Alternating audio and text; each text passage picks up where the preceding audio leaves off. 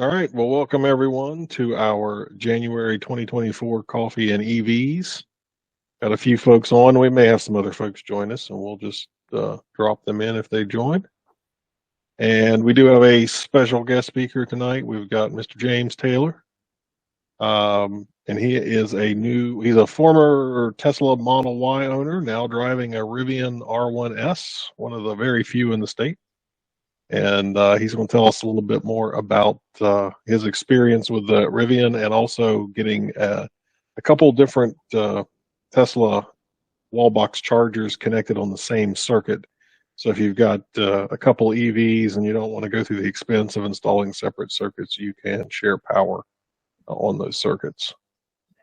So James, I'll let you take it away, and then after James, we'll hit some Nevi stuff and also talk about the. I'll give you an update on what I've learned about Run for the Hills, that driving event. Awesome, sure thing. Thanks, Robert. So I'm new to the Google Meet, so let's see if I can get my screen share. I made a few slides just to guide me along. Let's see here.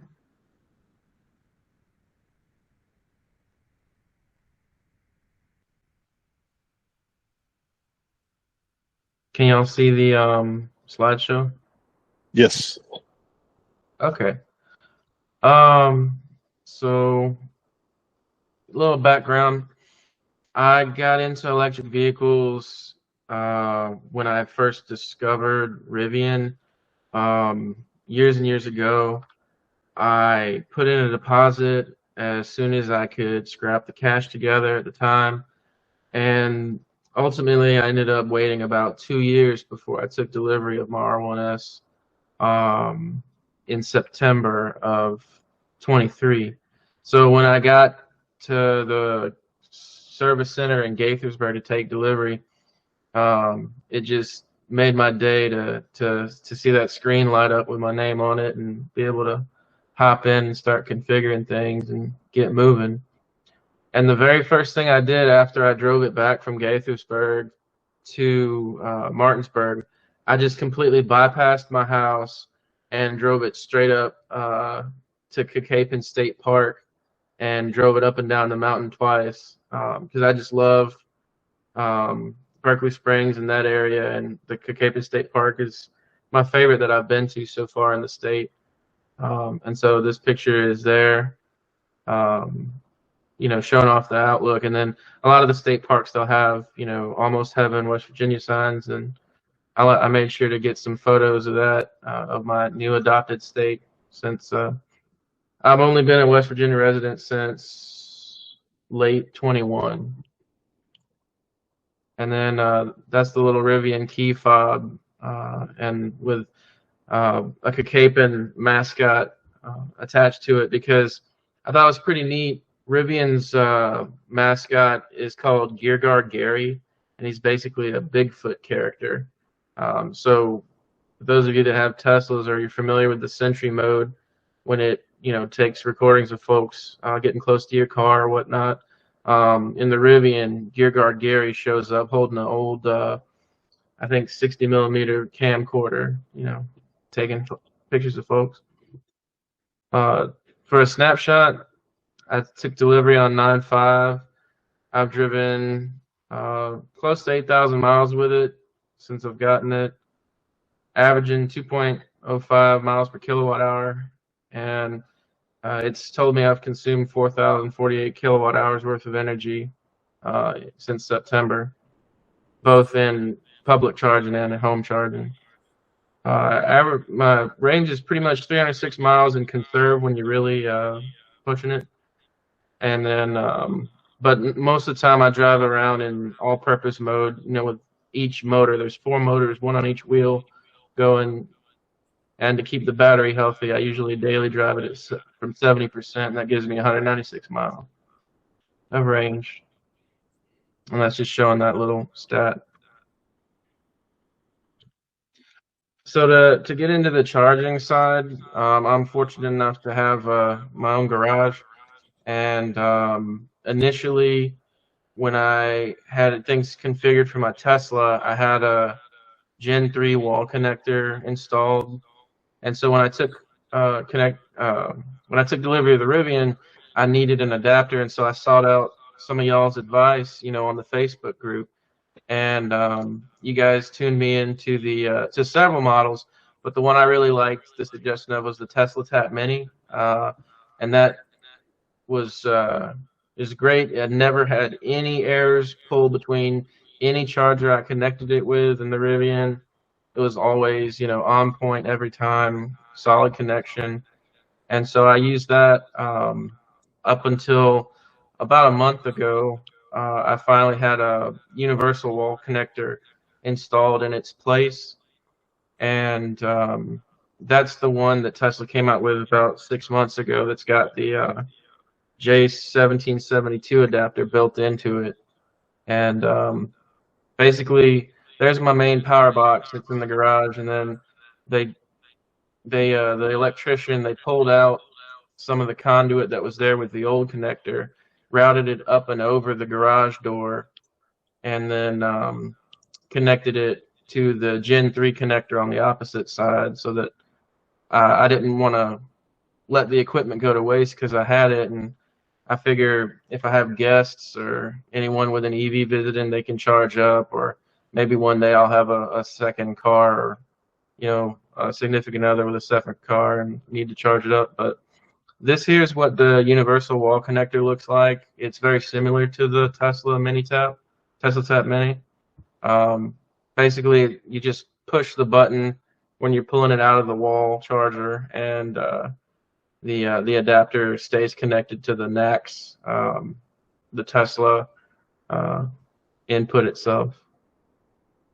Yeah, and let me jump in there real quick. For those who aren't familiar with the universal wall connector, James mentioned that it actually has both the Tesla and the J1772 on the same cable in the same charger. Yep. So one charger, one cable does both. It's sort of like the Magic Dock that's on some superchargers, but for a level 2 device.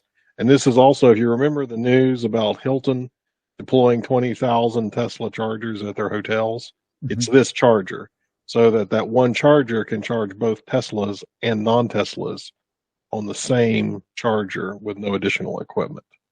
So that's kind of the beauty of that setup. When you pull out just the Tesla plug, the adapter stays behind attached to the EVSE? Yes, sir. So it's never free floating in your left hand or something. You can't take it out of the EVSE once you've pulled out the Tesla plug, or can you take it out and lose it, or is it always either connected or docked to the base station? It's meant to always stay either connected to the station or to the plug itself when it's charging. There's a way to get around that. I haven't done it myself, but some folks that just wanted to see if they could do it, both with the Magic Dock on the superchargers and on these. I can't remember exactly what it is because it's considered tampering, but there's a way to remove it. But in general use, you're saying like just somebody pulling up and using one of these things isn't going to just easily walk off with the. No, it's actually a mechanism. Whereas the Tesla Tap Mini that I was using with my old EVSE, you could pull it off any time unless you had a lock cable to it. Whereas there's an electric lock, just like when you plug in some of the EVSEs to the cars and you lock your car and it locks it in there. This adapter is locked into the EVSE cradle until you push the button that you can see right here. That releases the EVSE with the adapter attached. And if you just wanted to use the NACS the main NACS input into, say, a Tesla, you wouldn't push that button. You'd just pull it straight out, and the adapter would stay in the dock. It's pretty neat, and it frees up my little Tesla Tap Mini to go in the front with me to use at destination chargers and such without forgetting it. And then another reason why I stayed with the Tesla EVSE chargers, is because I really like their software. It's just I'm used to it from owning a Tesla, and it was a lot smoother than what I had seen people talking about the Rivian, uh, the Rivian charger itself, the Rivian branded charger. And just to run through how I've got it configured at my house, the universal wall connector is set as the leader, and it regulates the power shared across the network through Wi-Fi. The one that has the black faceplate is the universal wall charger. I put it on there to differentiate them, and so that one's set up as the leader, and it tells the other charger how much power it's allowed to pull at any given time if they're both connected. They're sharing a 100 amp circuit. When there's one vehicle plugged in on either one of them, it gets the full 48 amps. And then when there's more than one vehicle plugged in, they split up to 40 amps each, to keep the temperatures low, to keep things safe. And then it prioritizes the vehicle with, no matter what the size of the battery pack is, it just goes by percentage unless there's another way to set it, which I'm not aware of. So say you plug one in at 48% and you plug the other in at 62%. The one at 48, the car at 48% will get the larger amount of power until it catches up with the other one, and then they both finish charging to the set points and shared power. And if one of them finishes, say the one at 60 whatever percent, you had it set to go up to 80. Once it reaches 80, if the other car that had a lower percentage hasn't finished yet, it'll revert to get the full amperage. Just for a few fun shots and talking about fast charging the Rivian on road trips, because I've driven it several thousand miles on road trips. I've driven it down to Louisiana and back to visit my family, and knock on wood, I didn't run into any problems except for one Harley Davidson dealership was the only non-Tesla fast charger set up around, and it was an Electrify America, and only one out of the 4 units were working, and so there was quite a line built up to use it, of like 7 deep cars. So I just decided not to charge and spent the night and charged the next day. But it's definitely, coming from a Tesla, it's definitely been a few hiccups, but it's not been too bad. This here is one of the Rivian Adventure networks. It's similar to the Tesla Superchargers, and in that it's its own network right now. And I believe they charge up to 180 kilowatts capable. Whoops. That's just showing the up and over of the conduit in the garage. Here is me charging at an Electrify America station in Albany, New York. I really like getting on the newer Electrify America dispensers, especially when the plug and charge works. That's pretty awesome. 9 times out of 10, when you see me charging, or if you ever see me charging out in the wild, especially on a road trip, I'll be plugged in, and I'll just be sitting on the tailgate of the R1S, and it's just a habit, whether I'm eating a sandwich or just listening to music, waiting to charge. I'll be sitting on the tailgate, and people will be driving by in the Walmart parking lot or whatever, and I'll just wave at them. And you're wearing your West Virginia hat all the time, right? Oh yeah, I gotta when I'm not in LSU territory, I gotta represent my adopted team. Very good. And but yeah, there's just something about sitting on a tailgate. I can't help. I'm almost 35 years old. I can't help but swing my legs like a little kid on the back of a tailgate. And then this is one of my favorite charging adventures. So my hometown of Baton Rouge, Louisiana, it's a level 3, it's a level 3 CCS desert, except for a handful of car dealerships. And luckily, and most of them either won't let you charge, or they're they're used or they're blocked, or they don't want to move the cars out of the way, and a lot of them are only up to like 50 kilowatts dispensing. But fortunately, the Porsche dealership in Baton Rouge has these really beautiful, really awesome high output chargers, and they're pretty chill about it, and they only charge you $20 to charge for any amount of time. You could hang out in the showroom and charge up to 100% or whatever you wanted to do.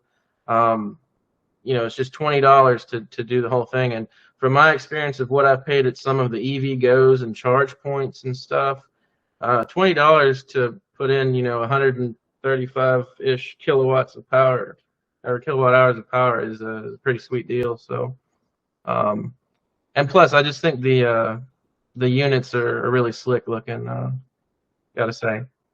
But yeah, I just wanted to share a little bit of what I've been up to since taking delivery, what it's been like using the power sharing, and I'm on the email group as well as the Facebook group. So if any of you had questions offline, if not now, or if you think of something you want to ask me about, I love talking EVs and EVSEs and everything. So.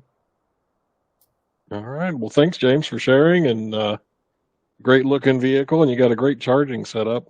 That is pretty cool about running the chargers on a single circuit like that, and how they communicate and make sure that you don't draw too much power. Thank you. All right. Any questions, though? I mean, anything follow-ups for James right now? Sure, I'll let you moderate, Robert. Go ahead, Trina. James, can you talk about how you found your installer, your electrician for your setup? And I'm particularly wondering, did you know if they were EVITP certified or not, if they'd been through the EVITP program? Well, I can say I used two different electricians. When I first moved into my house, I think I found that electrician that installed the Gen 3 connector on the first go around.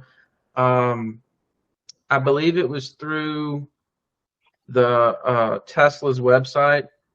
When I purchased the charger and was getting it delivered, I was looking for one certified in the area, and I can't speak to that exact standard you mentioned. I'm not familiar with that. EVITP, yeah. I'm not familiar with that one, but I can say that when I pulled up looking for installers on the Tesla website, it said these people were certified by Tesla, going through whatever training they needed to, or online course or whatnot to install them. That one was an electrician out of Maryland, because there was no one in my area at the time that I searched for that one that showed up local to Martinsburg or around. So that electrician came from Frederick. And then this second go around, just because I wanted to see if things had changed, I looked again. My power company is Potomac Edison, and I actually reached out to them because they had been sending me emails about, hey, we can help you find a electrician, or we can, sell you a EVSE and add it to your power bill to pay it over time, stuff like that. And I was just curious. But they, I filled out the form and everything, and no one ever got back to me on that one. So, so I eventually I was going to do the Q-Merit thing, but I got annoyed with filling out all their forms, because I've seen Q-Merit advertised on a lot of the EV YouTube channels. So I just went back to the Tesla side again once the universal wall connector came in, because I had ordered the thing and had it delivered, but I was out of state for over a month. And so when I got back to it, anyway, long story short, I found one Tesla certified installer in Martinsburg now, and I reached out to them.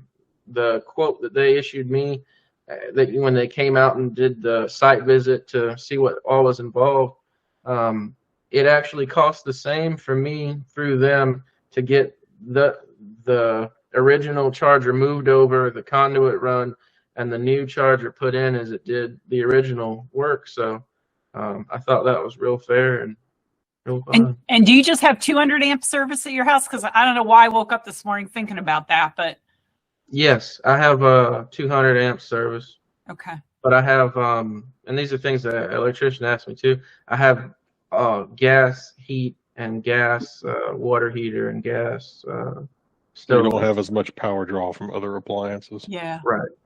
Cool. Right. Rick, did you have a follow-up? Yeah, I had a quick comment, which I don't know how much it's worth when you talk to somebody just because they work for a EVSE network. You don't know, but I was talking to ChargePoint about a station at a dealership, and they did not even know if it was ChargePoint connected. So I called. I said, "Yeah, it's ours," and they have two DC fast chargers, which a lot of them are, and they share 125 kilowatts.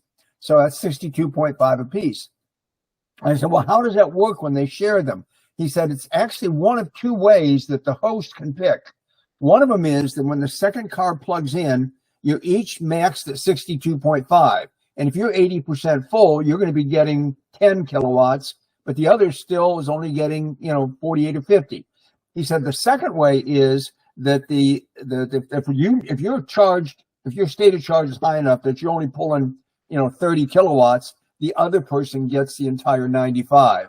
So he said, I'm not sure which one this one is, but those two ways exist. I don't know if what he said is true or not. I haven't done any other research on it, but he said it can be both ways. It can be set up each way. I mean, the original V2 Tesla superchargers with stall sharing worked kind of in a similar way with sharing 150 kilowatts. So you saw that kind of behavior when two cars are plugged into the same, same pair.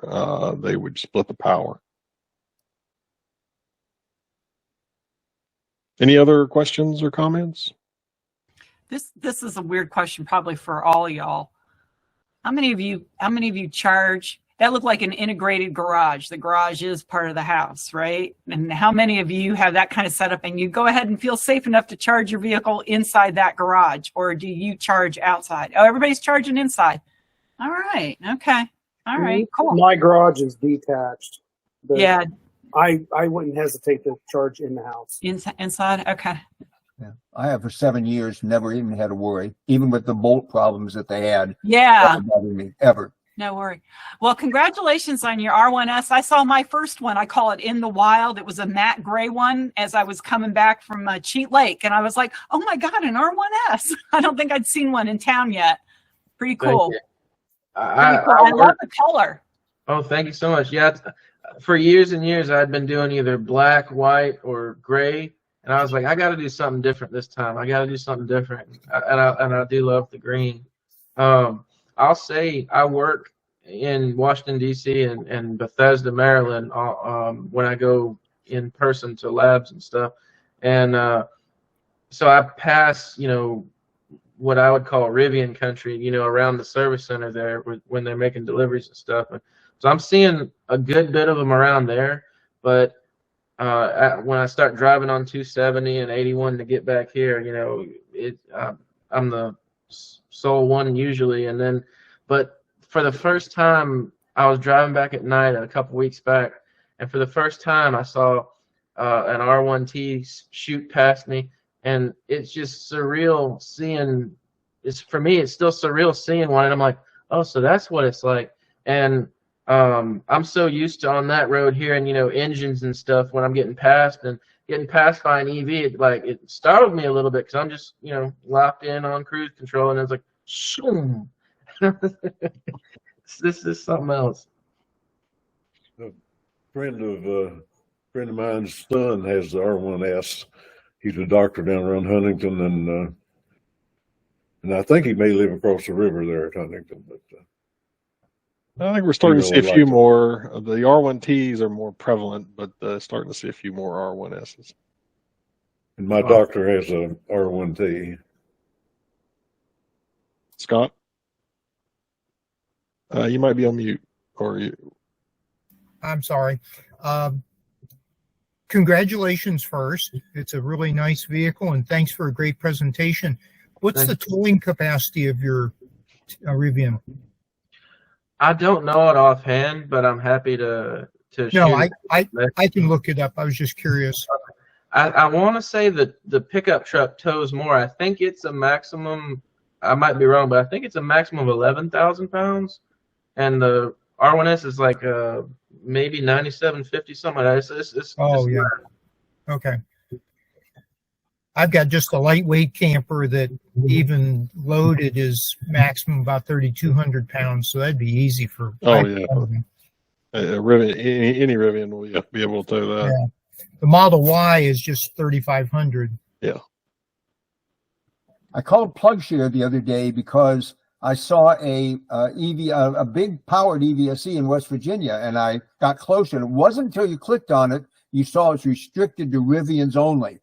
So my thing is, if it's private and you cannot, why is it on a public share? And they said, it is. But I said, well, can we filter out, like we can filter out the Tesla plugs if you don't want a supercharger? And I can't use that Rivian. I'm not allowed to. Can I filter that out? And they said, not yet. Rivian is not listed as a network that you can filter out. And so you just don't see them on your map. Confusing. You have to look at every single one along your route. Well, you're doing that anyway. You see if it's 24 kilowatts or 350. But with some of these restricted ones, you have to get right on top of it before you know it's restricted. I don't know exactly when it is, but on the grapevine, because we knew about a month and a half before it happened that it was originally free for Rivians to charge on the Adventure Network, but we knew about a month and a half before it happened that they were going to start charging us. And the grapevine now is saying that they're going to open up the Adventure Networks that have been out the longest, not the ones that are just put in, but the ones that have been in a while. They're going to start opening them up to everyone CCS wise. And then over time, because they're filling in desert, so to speak, over time, then they'll be open to all CCS. I've read that Rivian planned to. And I guess Tesla's with an adapter too. So. All right. Well, I guess there was a couple other things I had put on the agenda. Not that we have a formal agenda, but just a couple other topics. The NEVI discussion that we had this past Tuesday, I know some folks weren't able to make that. They were supposed to post the video recording of that session, or both sessions, and their PowerPoints, but I still do not see that posted on their website. And I don't know if anyone else has heard or seen anything, but I haven't. I haven't either.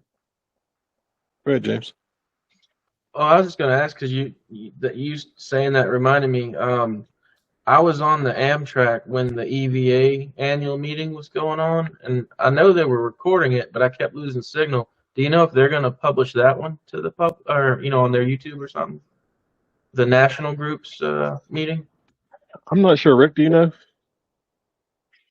I don't know. I saw a picture of it on Facebook, and they've been having some awards that they've been given to chapters. It didn't look like it was set up very well to record it because it was such a big room, but I don't know if they did or not. Okay, thanks. Sorry to sidetrack it. Just that. No, that's all right. That's much more. And so for NEVI, when we do get some more information or when they do release those recordings and the slideshows, we'll send them out. But the bottom line was there really wasn't a whole lot of information. They haven't put out anything to bid yet. That won't happen until sometime later this year. Hopefully the spring is what their timeline was. So we'll see if they'll stick to that. And none of the NEVI chargers are even anticipated to be available until 2025. That's also in their plan.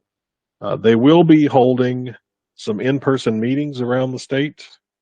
So Charleston, Charleston, Morgantown, Martinsburg, the three cities that they will be holding in-person meetings. So we will definitely be encouraging folks to attend those if you can get to them and it's in your area to represent and provide feedback in person.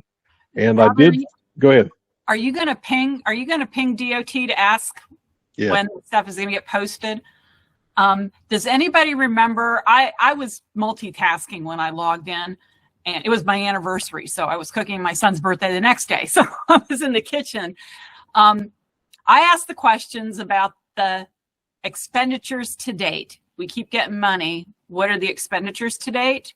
And they said, oh, you have to go to the letters. And I only found one letter posted.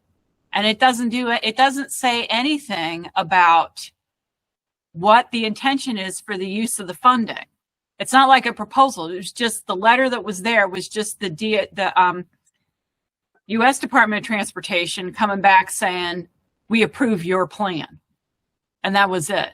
So that answer that I got about, oh, you know, if you want that kind of information, you have to go to the letters, proved to be kind of a non-answer.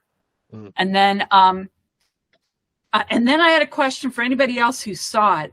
There was something mentioned about workforce at like their goals. Does anybody remember like that first slide about the goals and something about workforce? They mentioned I think, had some discussions or working with Workforce West Virginia. And it was related to, I think it was training and jobs related to these charging stations, the NEVI charging stations. I found it interesting when I asked the question too, which states, were there particularly good states? Because it sounded like they were doing one-on-ones with states. But then they said, oh, we're attending these monthly meetings or however frequent those meetings are. And I'm like, well, they're just doing, it just feels like they're doing the absolute minimum that needs to be done to maintain, to not lose the ability to get any follow-on funding. But it didn't feel like anything extraordinary. And I don't know, has anyone, and Robert, you would be like the obvious person, but have you had any direct interaction with anybody at Transportation? Like I knew you went in earlier to go talk with Nick Preservati at Office of Energy, that you got that invitation. Have you ever had that kind of an open door with these folks? And actually, even the Tuesday meeting, we weren't even told about it until the day before. Well, that's the other thing I'm worried about is like, when are we going to find out? I asked the question, do you have the place in Morgantown? Because I put it on my calendar right away. Because when I heard workforce, I'm like, oh, well, I want to go talk to these people. And I didn't see, I checked the website before I left work tonight, and there was nothing there this evening. Yeah. I'm going to hit, Perry Keller is the one who contacted me about that meeting. So I am going to, since there's still nothing on the site, I will contact him this week and see if we can get any update on the locations, if they have that, or and post the material that they promised from the Tuesday meeting. Okay. Yeah, that would be very helpful because I'm really interested in the workforce piece in particular. And but boy, I might ping Jeff Green on the side just to ask Jeff what kind of interaction they've had. Yes, I think that is perfect to do that. Because I need to reach out to them too about some other stuff I'm doing. But yeah. And let's see, what was the last thing about that? I don't know, if I think of it, I'll pop in. Okay. I took a picture of a slide they had of estimated 5-year NEVI funding from West Virginia. And they actually had actual fiscal year 2022. They spent $6.7 million, and it was all in consultation. Then the actual FY23 has already been all spent, $9.7 million. Was that the funding or was that what was spent? I remember that slide. I took that to mean that was the funding that they had received. Oh, okay. And then the actual 2024 was 9.7. So that's all been. I think that they're saying we actually got the money. Our plan was approved. We got the money, but I don't think they broke out any expenditures. Except they did say in that first year it was all consultation. Yeah, but I don't know how much they've. I mean, Trina's question's good. I mean, what have you actually spent out of the millions that we've gotten? Mm-hmm. Yeah. Because we know the only thing they've spent is on consultation. Larry, you got your hand up? Yeah, I just thought I'd mention that a friend of mine is the president of Nitro Electric. I went down and visited him today. He has put in some fast DC chargers at dealerships, like the one at Hurricane and the one there in Nitro. And I just told him about the infrastructure, EV infrastructure program, and just to see if he was interested in becoming bidding on the work. The other thing about him I wanted to say is that Frito-Lay / PepsiCo in Teays Valley. They have a distribution center, and they're put in like, I think there's like 18 charge stations. They're 80 amps split two ways, 80 amp breaker. And when I visited the site, and there were 4 trucks plugged in and charging. But somebody came out because I pulled in there and parked, and he was very friendly, but he told me no pictures, and talking about it being coal country. And I said, well, this is powered by coal. Well, you know, why would it be a bad? Why wouldn't they want publicity on it? But they didn't. Yeah, and I mean, are you okay sharing that, Larry, on this? I mean, since I want to put this video on YouTube. I took a couple of pictures, but they told me not to take pictures, so I figured I probably shouldn't share them. But okay. Well, I mean, are you okay sharing the what you just described about Frito-Lay being online? Well, you can find it online. I think that. Okay. All right. And I think you get into this thing where local places are being dictated from above to do, you know, and maybe some of the local people there are not too on board with it. Or, you know, I'm reading between the lines there on that, but they may be worried about sabotage. So it's like they're running these electric delivery vehicles, but they don't want people to know about it. And they got electric, propulsion on whatever, written all over them. So yeah. Anybody can take a picture while they're traveling. All right. So Scott, you look like you pulled up. Did you grab a screenshot during the presentation? Is that what that is? Yes, I did. I took a couple of screenshots. Don't have that much of the presentation, but this one we were discussing earlier, so I thought I'd present it. And it just says actual for those 22, 23, and 24, and then estimated for the next 2 years and so forth. So I mean, West Virginia has received about $26 million so far. Yeah. So I had a question, Larry. If is your friend interested in applying for the NEVI to do the NEVI installations? You're on mute, Larry. Yeah, he was going to run it by management.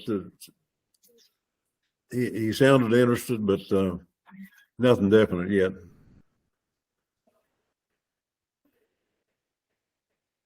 Well, and those NEVI installations, and they kind of touched on this during the presentation. I mean, it's a lot more than just installing, the electrical components and the chargers. I mean, there's going to be all the, payment methods, and you're going to basically somebody who needs to be set up to run a charging business that can handle all the payments and authorizations and security for that, and operations and maintenance on those chargers for multiple years.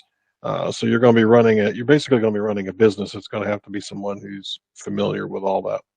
So, I mean, it kind of tilts automatically towards companies that have been doing this stuff. Now, the companies that have been doing it, like ChargePoint and Tesla and EVgo, I mean, they generally do work with local contractors to get the stuff, installed, and, trenching and cabling and all transformers and all that stuff. I thought it was interesting, the one question about vandalism. And there was not much of a reaction to it. But it's funny because in the same week I was talking with my director and he brought up the same thing, vandalism. Well, if they're not in high traffic locations with good lighting and security in place, then that would be a concern. It's like, we don't really see a problem with that at Tesla superchargers, but they're sitting in the Sheetz parking lot that's open 24/7 with cameras and lighting, and so you're going to have something like that. I will say it feels a lot better charging at 2 a.m. in the morning in a Sheetz parking lot than it does, in Southeast Florida in a, abandoned Walmart parking lot at 2 a.m. Yep. Speaking of superchargers and just chargers in general, when we were traveling up to Wisconsin earlier this month, I think it was Richmond, Indiana. There were technicians there that were changing out the electronic guts of the chargers.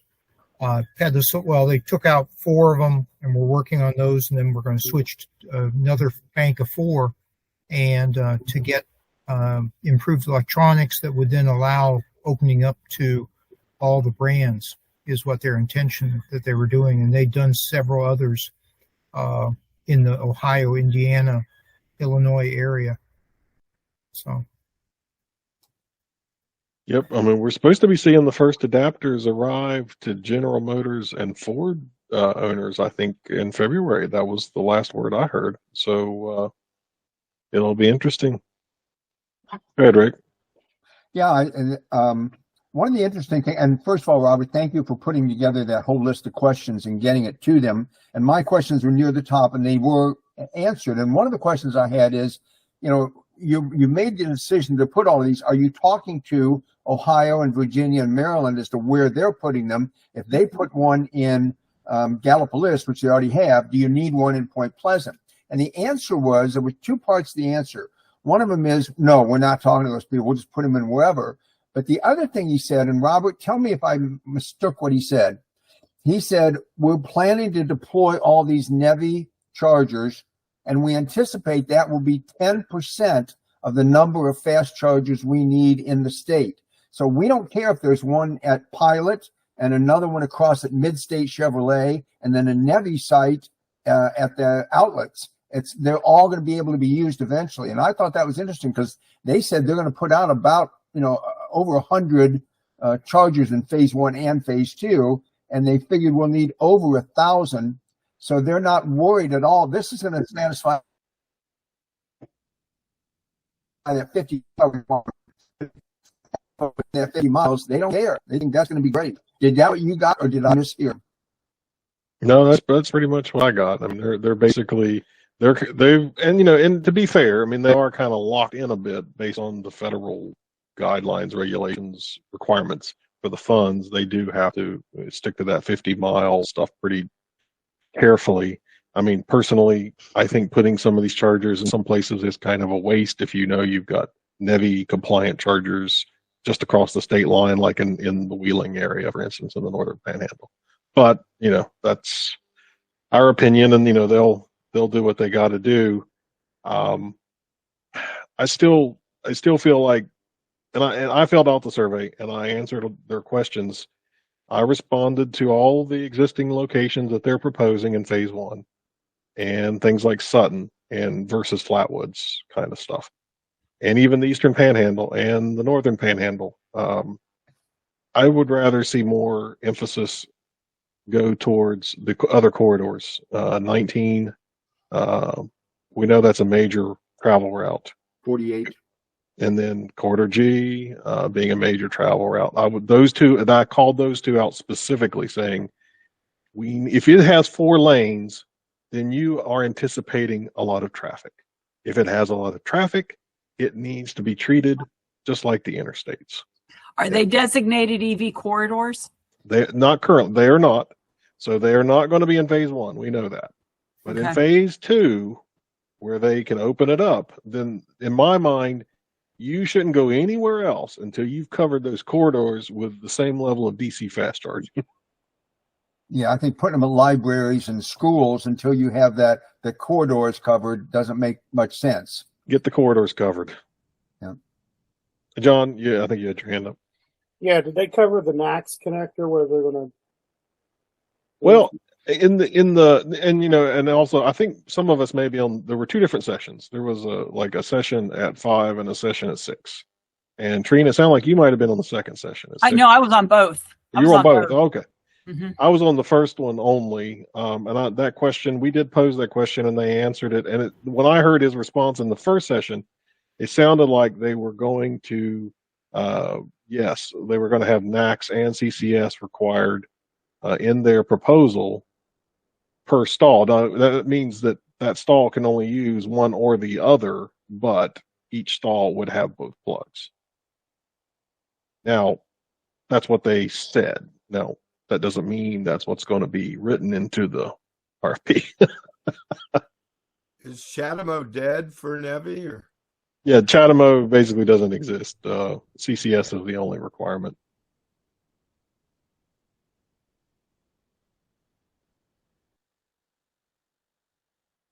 And I mean, I don't disagree with that. I know that if you own a Chatamo car, that's a bit of a probably a slap in the face.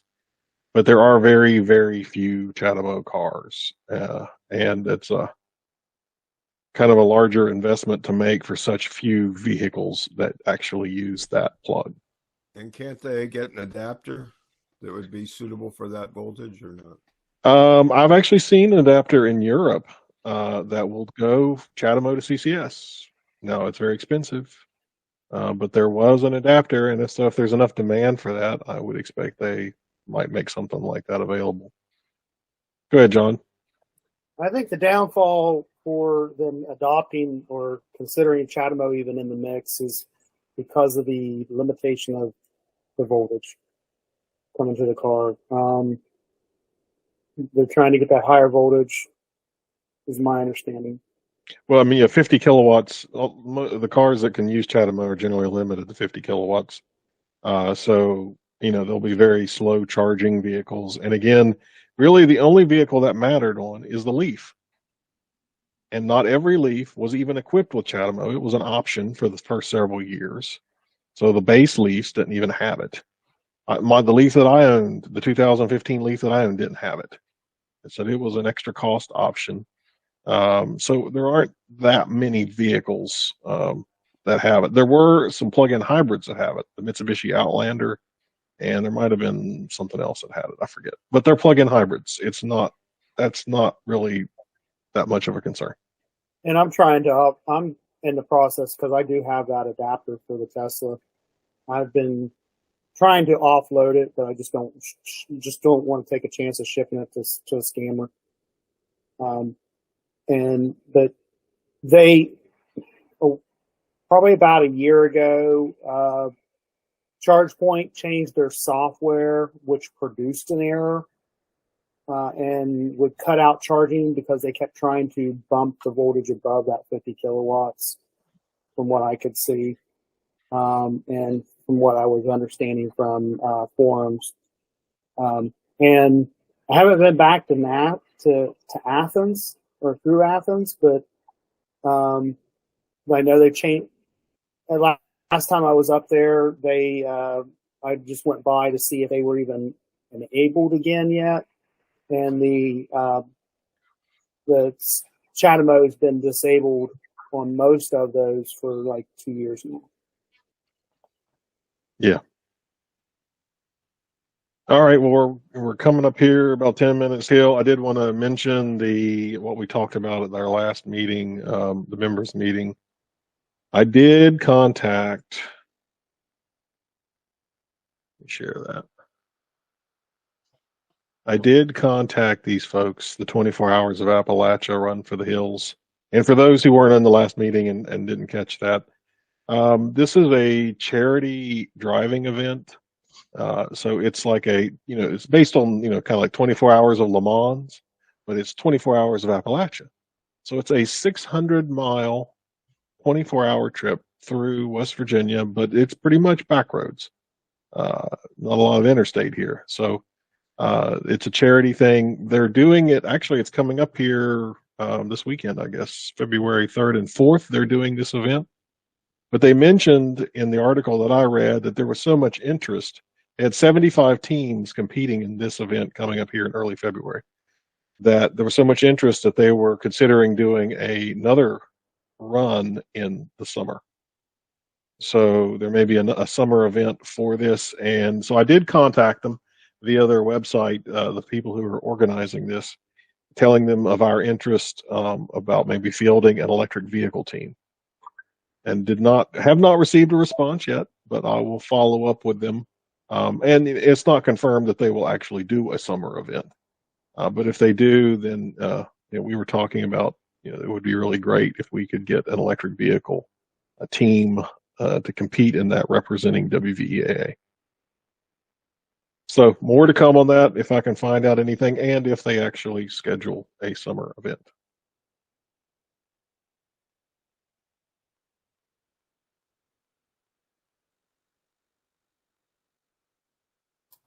But that will be a challenge. I mean, given the route that they're using, it will challenge even a Tesla driver trying to complete the route. I bet we don't see any publicity about it at all. It's just it's sad, but I we'd have to search it out. Yeah, go ahead, John. Yeah, I went out after that meeting, and I forget how many points Google Maps allows you to have in, but I did not get all the way through. I think I got down to Somersville area, but it definitely looks doable with the newer cars.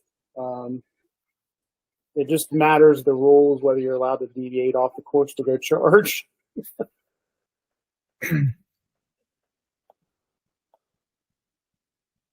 Yeah, I mean, I think it is doable, and there are some level 2s on that route, campgrounds and things that you could hit. But yeah, there's not going to be any fast charging on that route. Well, except until you get over to Ripley. On a Tesla, there is the new Ripley supercharger. It's too bad it didn't go through Sutton, because then we could, in the middle of the route, then you could have hit the Sutton supercharger.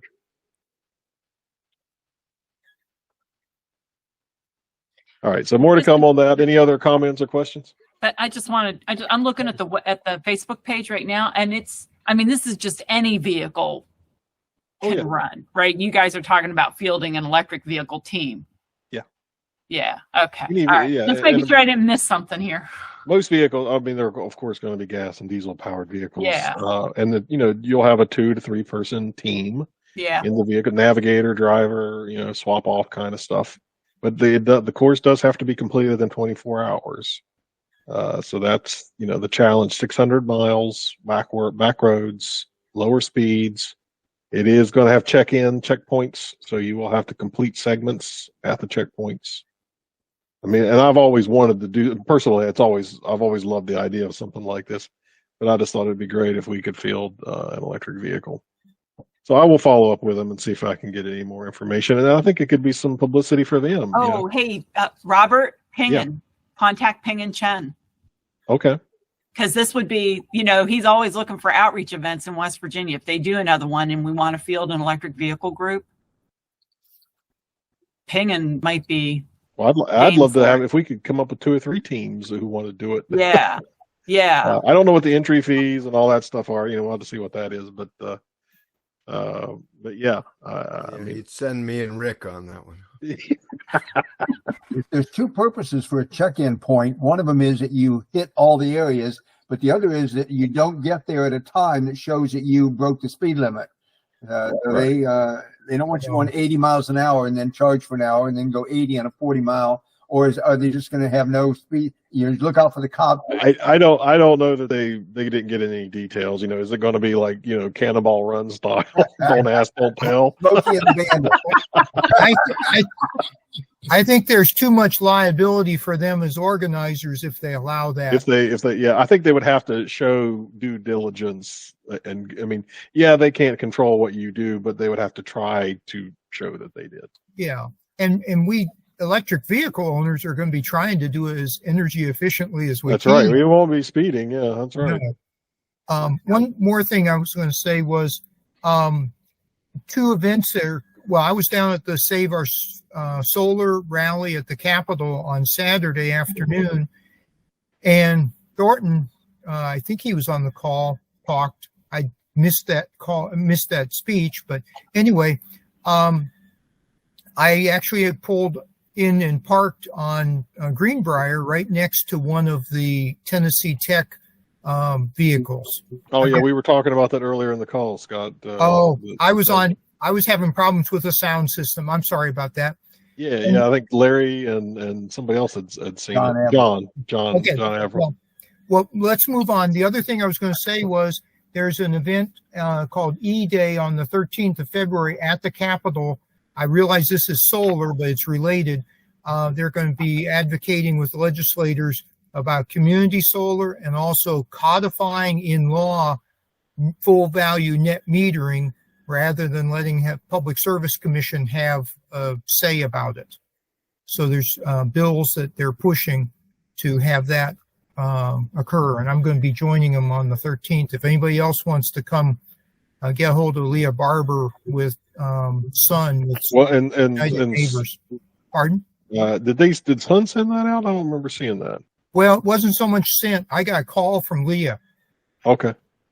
and if you've got whenever you get all the details, maybe just send it out to the group so everybody's aware of will it. do.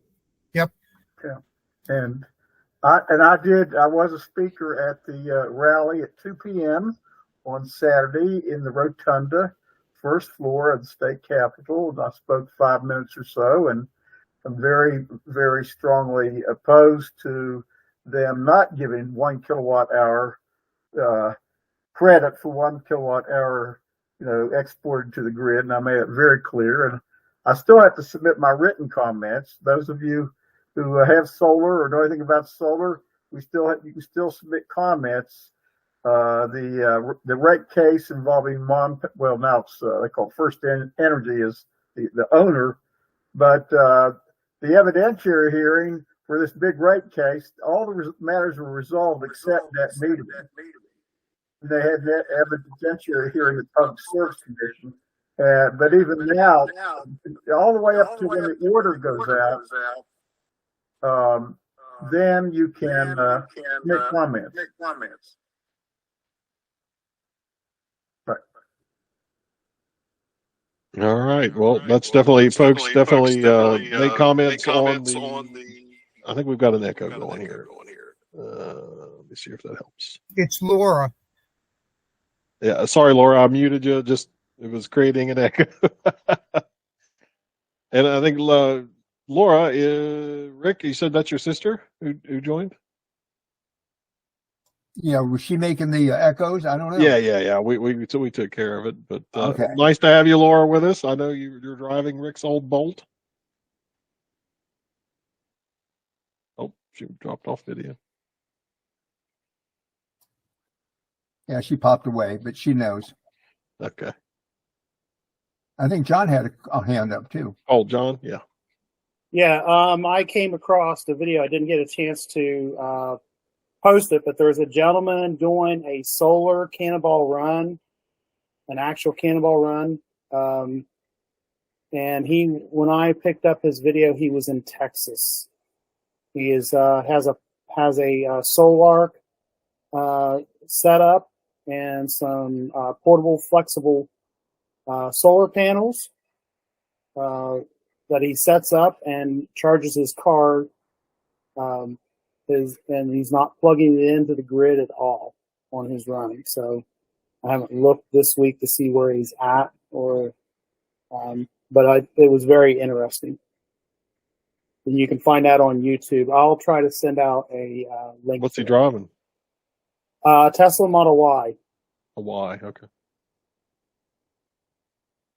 Was he coming from the West Coast to the East Coast? Yeah, the actual cannonball run rules is out of Redmond. Out of that one garage in New York City, all the way to that particular hotel. Okay. And I can't remember those names. Do they run through West Virginia at all? I'm not 100% sure on that. They come very close. Okay. I was just curious. Jeff, you had a question?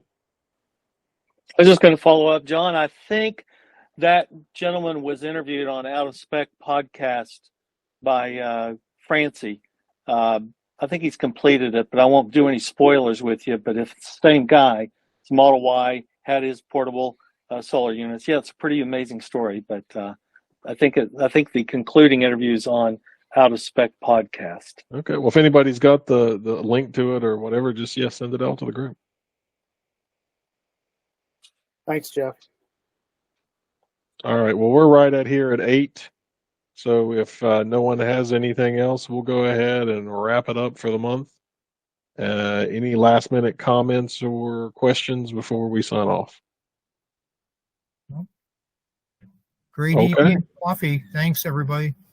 Thanks for joining, everyone. We'll see you on February. Let me look at the dates here. It will be February 27th, Tuesday, February 27th, 7 p.m.